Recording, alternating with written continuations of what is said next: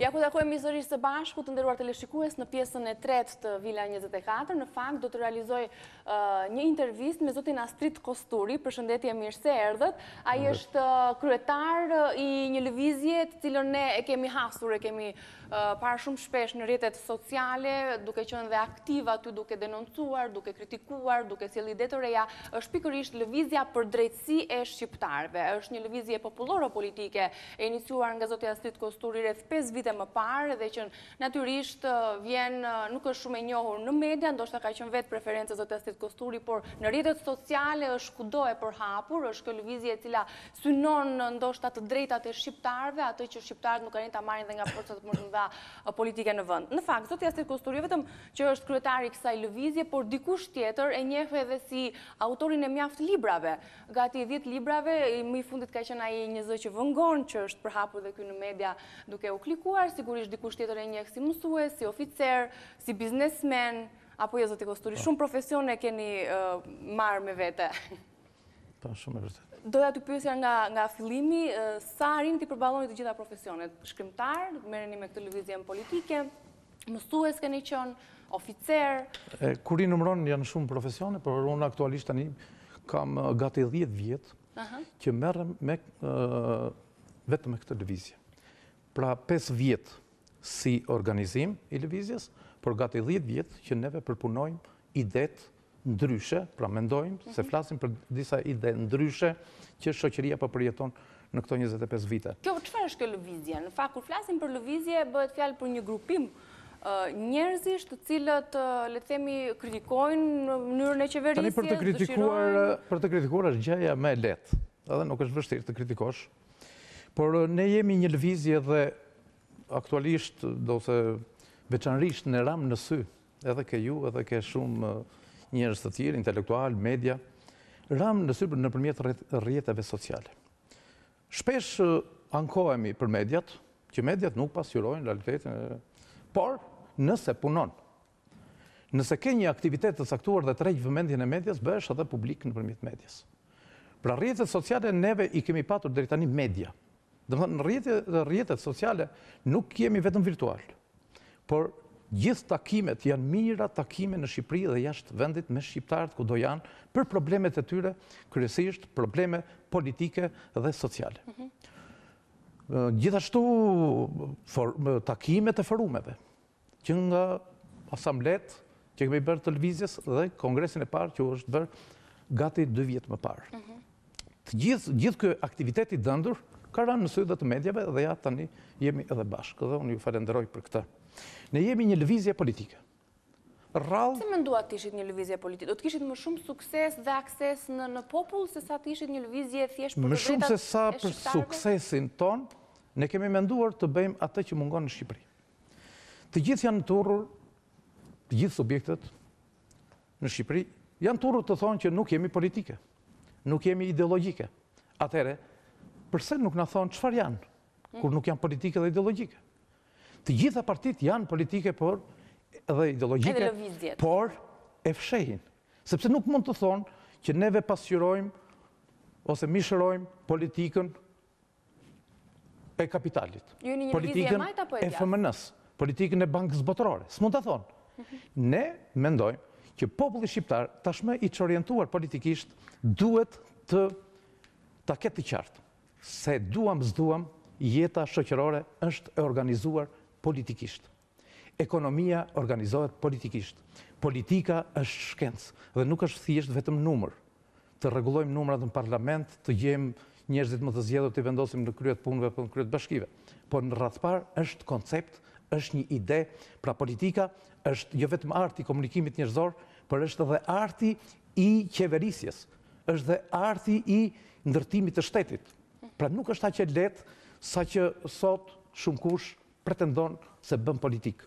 Nuk mund të quhet politik ca shethemet apo paragjykimet që bën nëpër tavolina. Unë mendoj se ka disa vitet e fundit ka ndryshuar. Populli po bëhet politikan, bile them që është disa hapa para politikanëve. Sepse qoftë në parlament, qoftë në ato brenda partive të tyre, politika e sotme është bërë matematik. Politika e sotme është bërë interes.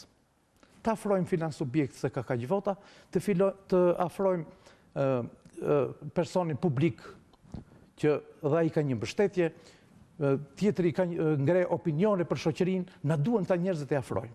Zoti Kostori, kjo është një lëvizje e majtë, ju pyet apo e djathtë lëvizja juaj? Lëvizja jonë është e majtë. Dhe keni gjetur mbështetjen tek mazhoranca aktuale, pra ndaj keni qenë, le të themi, në këtë drejtim apo? Jo, ne jemi nisur si rezultat i politikës ndjek e majta apo? Jo, s'ka lidhje fare, ne nuk jemi orientuar nga që të ndjekim këtë politikë, që të mbështetemi të kjo forcë, apo të i prishim punë kësaj force. Ta përqafojmë këtë, apo ta denigrojmë këtë. Ne nuk ka lidhje. Ne jemi krijuar më 20 maj të 2010-s, pra më 20 maj mbushën 5 vjetë, ne jemi krijuar si rezultati i kësaj situate të zymt në Shqipëri. Si rezultat i këtij çorientimi politik në radhë të parë. Dhe ndonjë person poshtë, kur dëgjon fjalën politik, është mërzitur. Por unë mendoj që njerëzit duhet mërziten nga partitë politike dhe bile duhet i braktisin partitë politike, sepse partitë deri më sot, këto 25 vjet, kanë qenë grupime thjesht interesash. Por nuk mund të braktisin kurrësi politikën. Jeta është e organizuar politikisht. Njerëzit duhet të njohin politikën e vërtet. Pra kush është politika? Kush është shteti? Kush është pushteti? Si duhet harmonizohen? Kush është individi? Kush është shoqëria? Ç'e raporte do të ketë shoqëria me individin? Ç'e raport do të ketë pushteti me shoqërinë, pushteti me individin? Sa larg kësaj ideologjie janë partitë tona? Partitë tona, si qeveriset sot? Unë mendoj se njerëzit që njohin politikën sot, pas 25 vitesh, janë shumë të pakët. U deformuan dhe mjafton që të flasin, të kenë oratori, të gënjejnë njerëzit, ose të kenë aftësinë për të bërë për vete njerëz. Po ky është politikani në fundit, dhe maska, apo jo? Jo, nuk, neve flasim për një politikan ndryshe. Pra, sot, gjithë fokusi është që si mund të flasish në mënyrë të tillë që të sillesh ndryshe nga që je realisht. Pra të zotërosh këtë art të veçantë, të dukurit ndryshe nga që je. Me qëllim që të mashtrosh masat. Unë mendoj që Shqipërisë i mungon një politikë ndryshe. Prandaj edhe kur neve organizojmë një protest, dhe kemi organizuar shumë protesta, apo kur organizojmë një komunikim publik nëpërmjet sheshit, aty ku kemi në mundësit, disa njerëz, edhe unë mendoj që këta njerëz janë pjesë e pushtetit, thonë që jo, unë vi në protestë, po jo politike. Pse bëhet gjithë kjo? Sepse nuk i intereson pushtetit, bile gjatë gjithë këtyre viteve, nuk i ka interesuar një politik ndryshe, një politikan ndryshe. Siç duket, u bën gati një çerek shekull dhe njerëzit u mësuan me këtë model dhe mendojnë se është vetëm ky model. Unë mendoj që Shqipëria ka, jo vetëm unë, ka dhe shumë njerëz të tjerë që ndoshta mendojnë edhe më mirë se unë, por nuk kanë fuqi ose nuk kanë mundësi që të komunikojnë me njerëzit. Shqipëria ka nevojë për një alternativë ndryshe. Duke folur vetëm për këtë alternativën e viteve, mbas viteve 90, që në thelb është vetëm pazaret, vetëm interesat e grupimeve, dhe mendojnë se nuk ka dhe një politik tjetër. Është një politik ndryshe. Pikërisht këtë politik ndryshe ka frikë pushteti. Qoftë edhe 5 veta po t'jenë në rrugë apo në shesh, duke menduar ndryshe, pushteti shqetësohet. Por unë mendoj... Pse nuk kemi ne këtë ndjenjë të tillë për të protestuar, qoftë për pagat më të ulta, qoftë për energjinë elektrike, qoftë për cënimin e të drejtave tona, por thjesht kur bëhet fjalë për një lëvizje ose një thirrje nga ana e partive politike, ne të gjithë jemi në shesh.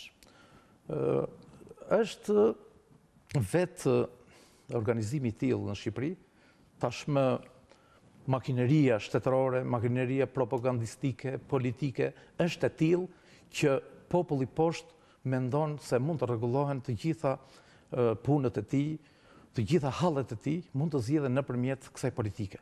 Por edhe kur tentojnë grupe të ndryshme shoqërore poshtë, tentojnë që të ngrejnë zërin, këtu sherret zhurma që bëhet midis subjekteve lartë, është aq e madhe sa që shuhen të gjitha këto zëra të drejt poshtë.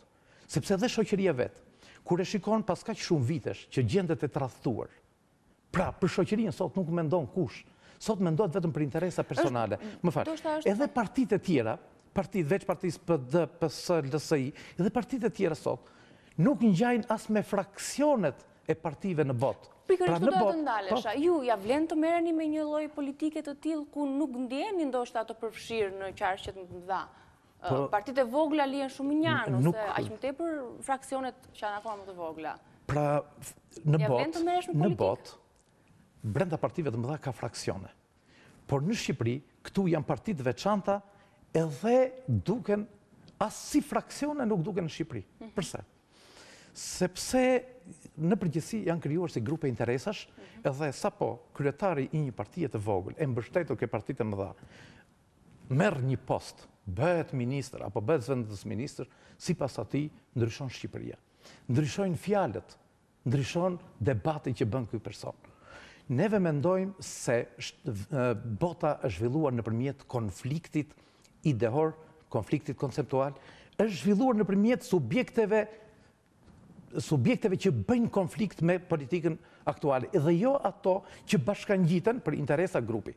Prandaj dhe ne jemi quajtur lëvizje, jo parti, por lëvizje dhe vetëm në letrat e shtetit figurojmë parti me qëllim që ne të mos jemi të privuar, pra të kemi mundësi që të futemi edhe në zgjedhjet në garat elektorale. Por faktikisht, po patjetër që të futemi, por ne jemi lëvizje. Në shkuptim, ne duhet të lëvizim. Populli shqiptar duhet të lëvizim. Ky është hapi i parë. Keni një si motër të ideologjisë që ka lëvizja juaj me ndoshta një lëvizje tjetër, qoftë ballkanike, qoftë edhe më gjerë? Tani më vjen zor të flas për këto sepse të gjithë po turren tani dhe gjejnë si motrat në botë. Unë mendoj që ne do të jemi vetvetja, sepse lëvizjet asnjëherë nuk importohen dhe as eksportohen. Por thjesht frymëzohen, mund të frymëzohen. Por patjetër që frymëzohen. Neve përse të mos frymëzohemi nga lëvizjet e Luther King, por aktualisht në kohët e sotme ne frymëzohemi nga lëvizja vetëvendosje dhe kemi aktivitetet të përbashkëta me të, edhe në rrjetet sociale ekzistojnë, janë me zë dhe me figurë, me foto, 4 aktivitetet të përbashkëta që me bërë në këto 5 vite me vetëvendosjen. Po kështu kemi marrëdhënie me Sirizën, që fitoi zgjedhje. Para zgjedhjeve, unë isha në Greqi, bëra mjaft takime në disa qytete të Greqisë, pata dhe një takim me zyrtar të lartë të Sirizës gati 2 orë. Pra, ne frymëzohemi dhe duam që dhe kjo frym, apo me lëvizjen 5 yjet në Itali të Beppe Grillës. Ne duam që kjo lloj fryme të futet dhe në Shqipëri. Se a duam, a tentojmë të shkojmë në Evropë? Po Evropa e ka dhe këtë element. Pra ka dhe frymën e reagimit. Jo vetëm të qëndrimit si spektator, si që qëndron shoqëria shqiptare. Të dyja, edhe Siriza dhe Beppe Grillo stronditën, le themi, edhe elektoratin, edhe partitë më të mëdha, pra arritën të jepnin dhe ndoshta një shuplak. Unë ishe prezent. Pra unë kam qenë prezent në këto lëvizje, thash dhe në vetëvendosjen. Qoftë edhe me vetëvendosjen, në kohën e zgjedhjeve, qoftë edhe me Sirizën, kam qenë prezent atje, se si, partitë e pushtetit i bënin takimet brenda sallave të mbyllura dhe ato i bënin në sheshe dhe në stadiume. Pra e shkundën politikën. Për çfarë flitet në Shqipëri? Edhe kush janë ata që flasin? Që ja 3 muaj dhe ajo nuk do bëj asgjë. Apo ja, qëfar bëri Siriza, s'po bën gjë, o qëfar bëri lëvizja tjetër. Pra në Shqipëri gjithmonë tentohet që të mbytet kjo lloj fryme. Ne jemi të vendosur që Shqipëria ka nevojë për frymë reaguese. Populli duhet të reagojë politikisht, i organizuar dhe politikisht. Nëse nuk reagon sot, atëherë nesër, pra edhe ai person që sot nuk reagon ndaj ndonjë padrejtësie, nesër do të rënkojë vetë nga ajo padrejtësi. Zoti Kosturi, nuk doja të zgjatemi më shumë, sepse doja të prekim disa pika që kam përzgjedhur të bisedoj me ju për publikun, sepse ju jeni shumë aktiv, jo vetëm në rrjetet sociale, por edhe përmes opinioneve tuaja në faqen zyrtare të News 24 në balkanu.com. Në fakt kam trequr disa opinione tuaja dhe më ka bërë përshtypje shkrimi fundit juaj që flet për ekonominë shqiptare, ndaj secilës ju bëni shtroni një pyetje të madhe që është luks i pakicës apo mjerim i shumicës? Po, të gjithë e dinë që Shqipëria fle mbi pasuri. Por çuditërisht shqiptarët gëdhijen të rritur. Kjo nuk do shumë komente, sepse aq e dukshme është sa që këto ditë, ande nga Myzeqeja, pasuria po del edhe sheshit. Pra, del burimi naftës rrëz murit të shtëpisë dhe njerëzit nuk kanë bukë të hanë. Pra Shqipëria ka pasuri marramendse, ka pasuri nëntoksore, ka pasuri mbi toksore. Unë në shkrim, ai shkrim është një opinion, për t'ju kujtuar njerëzve se Shqipëria vërtet ka pasuri. Po shqiptarët vërtet kanë pasuri. Por pasuria e kapur nga disa duar njerëzish, kjo pasuri nuk është e shqiptarëve, por është e atyre disave. Pra Shqipëria ka bizneset të fuqishme. Shqipëria ka miliarderë. Po problemi është se është luksi këtyre personave. Nuk është ekonomia e Shqipërisë. Nuk është e shqiptarë. Ekonomia është përndarë ekstremisht. Ka shumë të pasur, ka dhe shumë të varfër. Ne si lëvizja për drejtësi shqiptarëve duke i bërë një analizë të thellë ekonomisë shqiptare. Ne nuk jemi dakord me privatizimet totale që janë bërë në Shqipëri, dhe fatkeqësisht edhe kjo qeveri flet gjithmonë për privatizime dhe koncensione.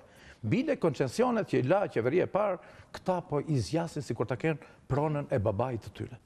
Ka qenë 20 vjet, e shtyjnë, e bëjnë 30 vjet koncensionin. Pra ne jemi për një menaxhim publik të këtyre pasurive të mëdha të shqiptarëve. Pra duke e konceptuar në këtë mënyrë që pasuria e disave nuk është pasuria e shumicës, pra nuk është pasuria e shqiptarëve, ne jemi që pasuritë natyrore, nën-toksore, mbi-toksore, duhet të menaxhohen publikisht. Po përse se bëjnë partitë e tjera? Po se bëjnë sepse këto parti nuk janë të ndërtuara për të bërë veprime të tilla. Këto janë prandaj quhen edhe parti, sepse janë grupime njerëzish të pasur për të pasuruar akoma më shumë, edhe nuk mund bëjnë dot ligje kundër vetes. Ne jemi të ndërtuar në mënyrë të tillë, lëvizja për drejtësi e shqiptarëve, që të vinë njerëzit idealistë. Politika shqiptare ka nevojë për një moral tjetër. Ka nevojë që të thërrasin në skenë idealistët edhe boll, pra mjaft me abuzimin politik që tashmë është bërë moral. Jemi në prag të zgjedhjeve lokale, zoti Kosturi. Si po e ndiqni, le të themi, propozimin e kandidatëve të ndryshëm për kryetar bashkish në Parvendin, por edhe në Tiranë, madje në një shkrim tuaj njuj pasqyroni qytetet e vogla si kazerma urbane në raport me kryeqytetin, me Tiranën, që përveç kaosit të madh social, ekonomik në këtë garën e madhe që po bëhet dhe propozimin e kandidatëve për kryetar bashkie. Në fakt si duhet të jetë kryetari i bashkive, kryesisht në qytetet e vogla. Ju përmendni Gramshin në një shkrim tuaj, për nga dhe ju keni origjinën e largët, por çfarë duhet të ketë një kryetar bashkie parasysh? Unë në shkrim, qytetet e vogla si kazerma urbane, përmend Gramshin, sepse Gramshi këto ditë pati dhe për vjetorin, 55 vjetorin e lindjes së tij si qytet. Prandaj përmend dhe Gramshin, por ai shkrim është përgjithësues për gjithë qytetet shqiptare. Tani për të përgjigjur rreth atyre detajeve që kishte pyetja juaj, unë duhet të ta lidh shumë pak me ekonominë. Pse? Sepse edhe kryetarët e bashkisë, të cilët zgjidhen nga partitë politike, duhet parë në këtë kënd se çfarë platformash politike dhe ekonomike kanë këta njerëz. Jo thjesht, hajde të zgjedhim njeriu më të fuqishëm në filan qytet që na merr vota. Të zgjedhim filanin sepse është konsensual dhe merr vota nga majta e nga djatha. Thjesht pazare se me kë mund të fitojmë. Brenda pak kohësh, kaq kosa ka mbetur, a i mjafton një të propozuari për menaxhimin e qytetit për të hartuar projektin e tij për këtë qytet? Është pak vonë në raport me përzgjedhjet kandidatë siç ndodh në përbot? Tani vonë nuk është nëse partitë politike duhet të paraqesnin, do të kishin të qarta platformat e tyre ekonomike, sociale për rajonet, për komunitetet. Ndërsa, për kandidatët koha është e pamjaftueshme, sepse kandidatët nuk përgatiten, për shembull prej vitesh që unë duhet të bëj për vendin tim. Kandidat do të dalin ai që është më i afërt me kryetarin e partisë. Qoftë i PD-s, qoftë PS, LSI. Kush është miku e tyre, ai do të zgjidhet. Ai do të shkojë. Pra, në një farë mënyre, asnjë nga këta kandidat nuk e di se kush është prej tyre. Por nëse platformat do të ishin të qarta, platformat e partive për zhvillimin rajonal, për një zhvillim harmonik të Shqipërisë, dhe jo zhvillim vetëm të disa qyteteve. Se po bëhet propagandë e madhe që tani kemi 61 bashki dhe do ketë zhvillim. Pa të diskutim që kjo ka qenë një masë shumë e mirë, sepse kishim qindra kryetar komunash që gëdhieshin e ngryseshin në për qytete dhe asnjë punë nuk bënin fshat, administrata të fryra në për komuna s'bënin asnjë gjë, veç se merrnin nga buxheti i shtetit, por edhe tani mënyra se si është mekanizmi që i zgjedh drejtuesit e bashkive, kjo nuk sjell asnjë gjë. Pra, zgjedhjet e 21 qershorit, sipas pikpamjeve të lëvizjes tonë, Lëvizja për Drejtësinë e Shqiptarëve, do të prishin ca pazare të vogla, por nuk do të ndreqin asnjë për qytetarët. Veç se thesi në mënyrë figurative i parave të bashkive do të jetë më i madh, por edhe vidhja do të jetë më e madhe. Gjithashtu, shumë zona të cilat të braktisen, janë shumë larg qendrës së bashkisë, këto zona do të jenë të harruara më shumë se sa janë aktualisht. Prandaj unë them edhe për qytetet e vogla në Shqipëri, të cilat duam s'duam, u ngritën në kohën e socializmit. Nga puna gjigande, kolosale e popullit shqiptar. U ngritën 36-37 qytete nga hiçi. Po si u ngritën? U ngritën nga puna. Pra lindi puna, u shndërruan, Shqipëria në kantier pune, edhe aty lindi qytetet. Kurse sot punë vullnetare, shumica e. Po, punë vullnetare, por ishte prona e shqiptarëve. Edhe kjo punë vullnetare pastaj përkthehej në arsim falas, në shëndetësi falas, në shërbime falas, në një jetë të sigurt etj. Por pa folur pastaj edhe për defektet dhe tëmetat që kishte sistemi. Por ato që kanë qenë të mira, neve duhet t'i aplikojmë edhe tani, nuk duhet na vijë zor. E qartë. Zoti Kosturi, unë ju falenderoj shumë që u kisha në Vila Instaka. Ishte era e parë që vinit këtu te Vila jo, nuk e di si u ndihet. Unë ju falenderoj për gjitha mesazhet dhe ato që përcjellët për publikun. Faleminderit juve, si të mos ndihesh mirë në Vilë, por gjithsesi njerëzit poshtë nuk janë nëpër vila.